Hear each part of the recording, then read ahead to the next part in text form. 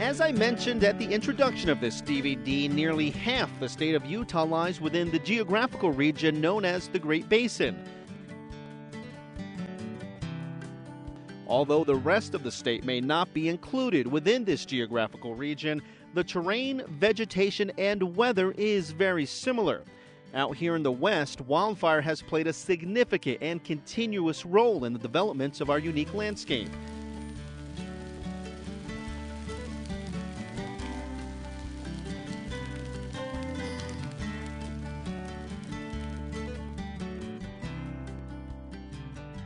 As residents and homeowners living within this wildfire environment, it is important to understand the role wildfire has in this high-altitude desert. To help you better understand the role wildfire plays in this unique ecosystem, we are going to briefly discuss the four most dominant fuel types found within the Great Basin. The four fuel types that we will discuss are grass, brush, pinyon juniper, and timber.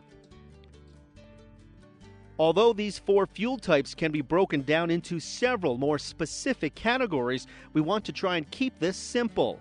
If you are interested in learning more about various fuel types and plant species unique to the wildfire ecosystem, please refer to the Utah State University Extension publication, Firewise Landscaping for Utah. The more we understand about these fuel types and the kind of wildfire behavior they can create, the better prepared we can be prior to an actual wildfire incident.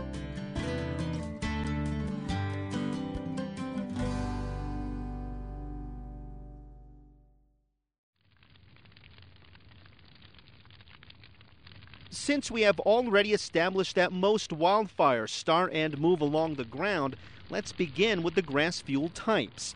When grass is green, the fire danger is relatively low due to the grass's high moisture contents. Once grass becomes cured and dried, it is extremely flammable.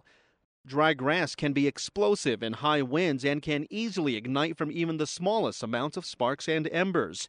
Even the average wildland grass fire can burn up to 3,000 acres in 1 hour, with flame lengths reaching up to 8 feet and traveling up to 4.5 miles per hour. Grass species around your home, such as Kentucky bluegrass, can provide an excellent buffer against an oncoming wildland grass fire. If you have grasses near your home that are not maintained as part of the decorative landscaping, be sure to keep these grasses cut low, or if possible, have them completely removed. Remember, all grass will eventually burn given enough wind, heat, and exposure to flame. However, here are a few suggestions that will help you maintain a more fire-resistant landscape around your home. Crested wheatgrass. This grass resists the spread of fire due to its growth form. It is very competitive and can often be used to suppress the spread of non-native species such as cheatgrass. Buffalo grass. This grass is a slow grower that doesn't require mowing and can stay moist throughout the summer with little irrigation. It is most effective around the borders where your maintained landscape meets the more natural growing vegetation. Blue fescue. This is a decorative grass that should be used near your home as it does require occasional watering.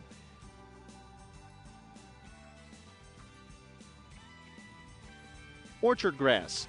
This grass requires watering and some maintenance.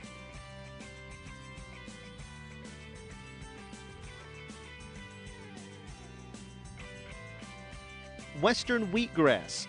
This grass should be used around the outer unkept portions of your landscaping as it does not require constant watering and recovers quickly after a fire.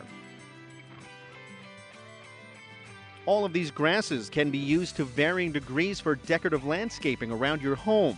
Although we are discussing ways to limit the spread of wildfire near and around your home, water and maintenance should be a consideration when choosing what type of grasses to use in your landscaping.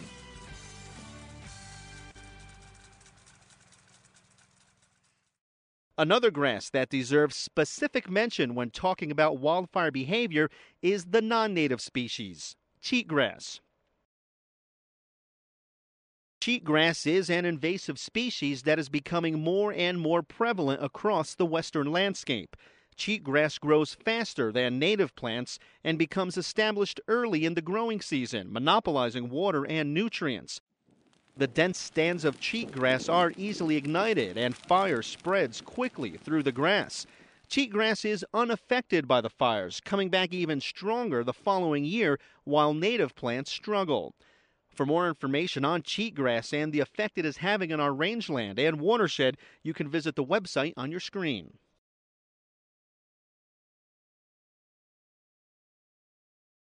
Remember, wildfire has played a major role in the development of the Utah landscape and is an essential part of its diverse ecosystem.